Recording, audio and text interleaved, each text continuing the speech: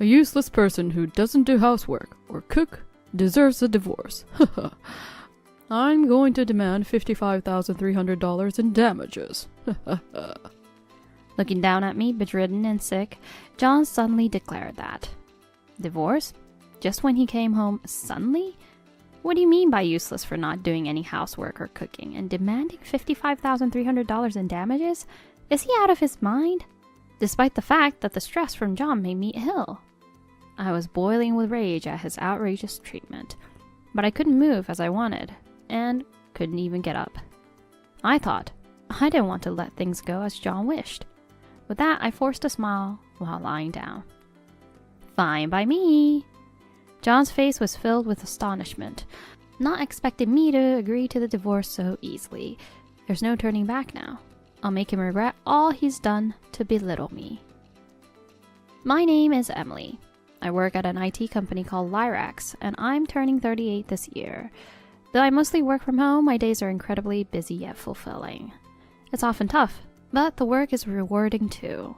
My classmates from school are often amazed at how hard I work, but they respect me for it, which feels great. 2 years ago, I started a family. I married John, my husband. I met John 4 years ago at a pub in a bustling district, out for dinner with a friend. After dinner, as we were walking to the station, someone called out from behind, "Excuse me." I turned around to see who it was. A man dressed in a shirt and jacket, looked like a capable businessman. He said, "You left this at the restaurant," and handed me my smartphone, which I had forgotten. "Thank you so much for bringing it to me." "No problem. I'm glad I made it in time. Would you like to grab a drink now?" The man, relieved to have returned my phone, then surprisingly invited me for a drink. Shocked, I glanced at my friend, about to part ways at the station. My friend encouraged me to go with a smile. "If you don't mind, then yes." That day, I had made a mistake at work, which was unusual for me, and had a lot to get off my chest. My friend had to meet someone, so it was perfect timing that he approached me. After parting with my friend, I went to a nearby bar with a man. That man is now my husband, John. At the bar, John and I vented about work and quickly hit it off. By the time we left, we felt as comfortable as best friends, and he asked for my contact. So we began to communicate, started dating, and married 2 years later. It was a surprisingly smooth progression, even surprising to myself. It was a late marriage, but lucky for me, who was always focused on work. That's what I thought at the time. "Emily, could you get me a beer?" While relaxing on the sofa messing with his phone, John asked me this, making me sigh again. How many times has it been? I've lost count. 2 years into our marriage, John's sloppiness was too much. John, who works at a well-known megabank, always boasts about being an elite banker, claiming that those who work are the most important. Before marriage, I had no idea he thought so highly of himself. I understood he was proud of his work, but hearing him constantly assert it was exhausting. "Enough, I'm busy. Buy it yourself." As I was working, I couldn't run errands for John and brushed off his request. Then John scratched his head in annoyance and said, "How can you be busy with remote work? I was slaving away at the office all day and I'm exhausted." Remote work isn't always easy. Even when I said that, he retorted with sarcasm. "Yeah, right, as if. You can take breaks anytime you want." I grew weary of arguing back, silently stood up from the chair, and reluctantly went out to shop. "Here's your beer, I bought it." John, without thanking me for running the errand or even paying for the beer, silently took it and immersed himself in his smartphone again. This felt less like a marriage and more like a master and slave relationship. I wondered why John even married me. Why did I marry John? I sighed to myself. Not to mention he never helps with the housework despite both of us working. I once suggested sharing household chores, to which he scoffed. "Share housework? Huh, don't joke. You're always home, it's only natural for you to do it." "But I do go to the office sometimes. I can't always do all the chores." "You only go occasionally, right? Just hire a maid for those days." John was adamantly against doing any housework, never agreeing to it. He usually mocks me, saying, "You have it easy with your job," or "Hurry up with the chores." But at night, he would frequently demand physical intimacy. However, there was no sign of us having children. If there was a reason, it was probably on my side. I knew that it became harder for women to conceive in their late 30s. I thought if we don't have children, we should just enjoy our married life, but John seemed dissatisfied. He disdainfully said, "You can't even have kids. You're really useless." I was infuriated. He was of no help around the house himself. I doubted whether he was really so efficient at work. A truly capable person would manage their personal affairs well and easily handle housework. I had my doubts about John's work performance. Speaking of doubts, for several months, John's return home had been noticeably late. I didn't understand the busy periods at a bank, but when I mentioned, "You've been busy lately," he only replied, "Unlike you, my work is tough." When he continued to come home after midnight for months, even I, who was not quick to suspect, found it suspicious. It was only natural to suspect infidelity. One day, as usual, John came home late at night and collapsed at the entrance. Approaching to see what was wrong, he seemed very drunk and unable to stand, his eyes closed, nearly losing consciousness. I sighed and approached to untie his necktie when John mumbled something. "Wait for me, Rose. Just a little longer, okay?" I was startled to hear my husband whisper in a sweet, melting voice, "Rose? Who's that?" I couldn't tell if it was a drunken slip or sleep talk, but John started snoring and fell asleep as is. Growing suspicious, I installed many cameras throughout the house. Next week, I'll be away on a business trip for 2 days, leaving the house empty. If John is cheating, my absence would be the perfect opportunity for him to bring his lover home. While there's no certainty he'll bring someone home, if he does, I'll have evidence to confront him. With that thought, I installed the cameras. A week later, pretending nothing was amiss, I told John, "Well then, I'm off on my trip." He waved goodbye with a smile. He had a huge smile on his face, which infuriated me. Returning from the trip 2 days later, I immediately checked the camera footage. As expected, there was John with his lover, intimately engaged. Feeling nauseous, I couldn't watch the whole footage, but it was clear evidence of his infidelity. Clenching my fist as if to crush the camera, I was filled with rage. Unforgivable. The extent of his mockery was beyond belief. Does he think he can do this and get away with it? Confirming John's infidelity filled me with anger and sorrow. His constant berating like, "The meal's awful," or "The floor's dirty," only added to my stress. I pondered when to bring up divorce, but lost the right moment due to a sudden increase in work. Eventually juggling work and household chores, my body couldn't keep up. One day I suddenly collapsed with a high fever. I had to take the day off from work. Of course, I couldn't do any housework either. John knew I was sick from the morning, but left silently for work and returned around 6 in the evening. It was much earlier than usual. He then came to where I was bedridden. The smell of alcohol hit my nose, making me feel sick. Without a care for my condition, John glared. "A useless person who doesn't do housework or cook deserves a divorce. I'm going to demand $55,300 in damages." Looking down at me bedridden, John suddenly declared that. Divorce? He just came home and started saying this so suddenly? What does he mean by useless for not doing any housework or cooking? And $55,300 in damages? Is he insane? All because of the stress from him, I got sick. I was boiling with anger at his outrageous treatment, but unable to move as I wished, I couldn't even get up. I refused to let things go as John wished. With that resolve, I forced a smile while lying down. Fine by me. Surprised by my easy acceptance of divorce, astonishment spread across John's face. There was no turning back now. I was determined to make him regret what he had done. A few days later, when I fully recovered, the first thing I did was to get documents related to divorce agreement. After signing my part of the divorce agreement, I waited for John's return. "I'm home." That day, John returned around 10 p.m., reeking of alcohol. He also smelled of a perfume I had never noticed before. As usual, I confronted him with the divorce papers. I want a divorce. In a low voice, I said that, and John snatched the divorce papers with a "Finally free." Whether it was sarcasm towards me or himself, John smirked. He could have filed for divorce himself, if he wanted it so badly, but it seemed he wanted me to initiate it. I was fed up with his attitude. I'll claim the damages. Haha.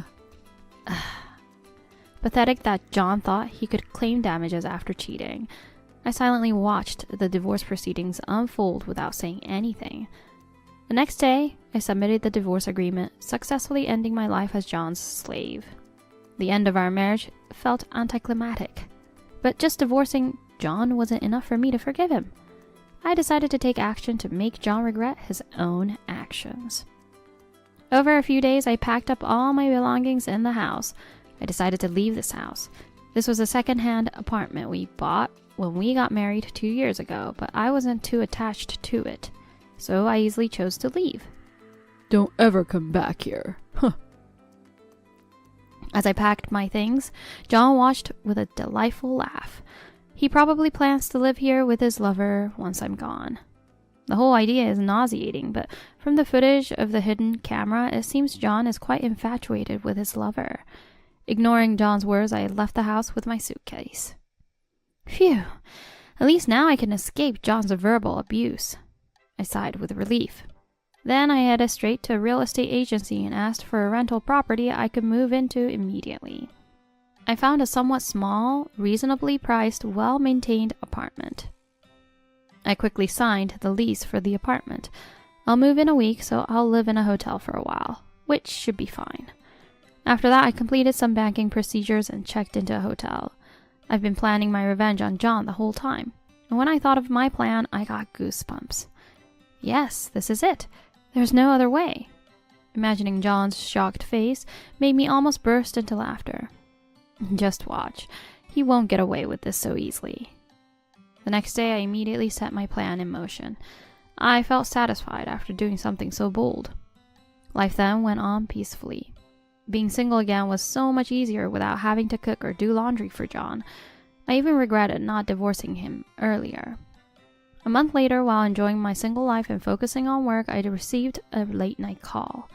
Woken up by the ringtone, I checked the screen, and it was John. I initially ignored it, but he kept calling. I thought it would disrupt my sleep, so I reluctantly answered. Hello? I answered groggily, and I could hear cars and trains in the background on the other end. It seemed he was outside. Annoyed by being woken up and hearing the noise, I waited for John's response. Emily, you finally answered. What's this about? John's shouting rang in my ears, instantly waking me up. I knew what he was about to say, but pretended to be clueless, asking, "What are you talking about?" Don't play dumb. I got a call from the bank yesterday. They suddenly fired me. I'm on my honeymoon in Italy, and this makes no sense. Honeymoon, huh? Italy would mean a significant time difference. It must still be evening where John is. That's why he called at this hour. Typical of John to not consider my situation. That sounds serious. Good luck with that. Bye. I gave a typical response and was about to hang up, but John shouted, Hey, wait! So I sighed and stopped. I asked why I was fired. Guess what they said? You lost us a major client. And guess which company? Lyrex Corporation, which is the company where you work at. John explained how he got fired, but I had expected this. After all, I orchestrated everything. In the dim light, I closed my eyes and calmed myself. If I was to exact revenge on John for everything, now was the time. Taking a deep breath, I said, Yes, I know, because I was the one who withdrew our business dealings with your bank. Over the phone, John exclaimed in disbelief. Huh? Next to him, I could hear a woman's cooing voice asking, Are you still on the phone? I continued, unbothered. You might not have known, but I am the CEO of Lyrex Corporation. The CEO? Yes, I'm the CEO. John thought I was just a regular office worker doing remote work, but in reality, I'm the president who rarely needs to be on site. I left the company I joined as a new graduate after about 3 years and successfully started my own, which I've been running for over a decade. The company grew successfully, and we were able to receive substantial loans from banks. The bank where John worked was the one we had always been dealing with. After separating from John, I decided to repay all the loans we had taken from the bank. The sales representative was taken aback. They would lose the interest they were expecting to receive. The lump sum repayment was an unexpected turn for the bank. Could you please reconsider? The sales representative asked me hastily. I replied, I have one condition. Fire John. The salesperson was flustered and brought their supervisor. The supervisor, who I knew from before as they used to handle Lyrex Corporation's account, asked me what happened. What suddenly brought this on? I decided to tell the supervisor everything. Actually, your employee John was having an affair with the daughter of your bank's president. He ridiculed me, refused to pay alimony, and now he's about to remarry that young lady. I couldn't stand it. I learned about John's affair with the president's daughter through the footage from the hidden camera at home. The camera also picked up their conversations, so I knew everything they talked about. Both the salesman and the supervisor turned pale upon hearing my story, trying to maintain business dealings with my company. Probably the story reached the president, who got angry knowing his daughter was involved with a married man. They promised to fire John, so I decided against the lump sum repayment. That's why I still have dealings with John's bank. I knew about John's firing before he even called me. Huh? You're the one being unfair. You pushed all the housework onto me, ridiculed me, and even cheated. And now you're saying I'm the bad one? You can't even think logically. You called yourself an elite employee? Ridiculous. I will definitely demand damages from you. To think you believed you could get damages after cheating? And by the way, I changed the name on the mortgage for the house I was paying for. It's your responsibility now. I unleashed all the stress I had endured onto John over the phone. What? John was speechless at my straightforward truth. But then I heard a weaker voice than before. Please, forgive me. Spare me the damages. And the mortgage too. Rose is pregnant. We can't imagine being in debt with a baby on the way. I've lost my job and don't know what to do. Please, let this slide. Please. Hearing my pathetic ex-husband beg, I could only sigh. I couldn't believe I endured 2 years with such a man. Forgive? There's nothing to forgive. I want nothing to do with you ever again. The damages are a severance fee. This is all your fault, isn't it? Why should I have to endure any more? I'm done talking to you. You might as well keep running away in a foreign land. Goodbye. Ignoring John's plea to wait, I hung up the phone. He should be grateful I even answered at this late hour. With a sigh, I returned to bed. I probably won't talk to John again. The thought of leading a life unrelated to John brought a sense of relief. Later, my lawyer demanded alimony from John and his mistress after they returned from their overseas trip. John had apparently spent a fortune on the woman and was practically penniless. The mistress, a president's daughter, was scolded and disowned by her father due to this incident.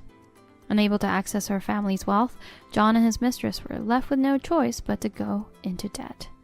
Even though John claimed to be an elite banker, I heard that he often skipped work, leading to poor sales performance. For his company, this incident served as a perfect reason to fire him. Now John and his mistress are barely getting by with part-time jobs. The woman being pregnant will soon be unable to work. I doubt John can support 3 people on his own. I think they should experience some hardship. Meanwhile, my business is thriving and I've expanded our operations. With a larger loan from the bank John used to work at, my salary has increased. I'm planning to buy my own house, fulfilling my longtime dream of owning a home.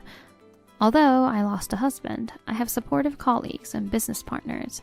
I'm grateful for my fortunate circumstances and continue to dedicate myself to my work.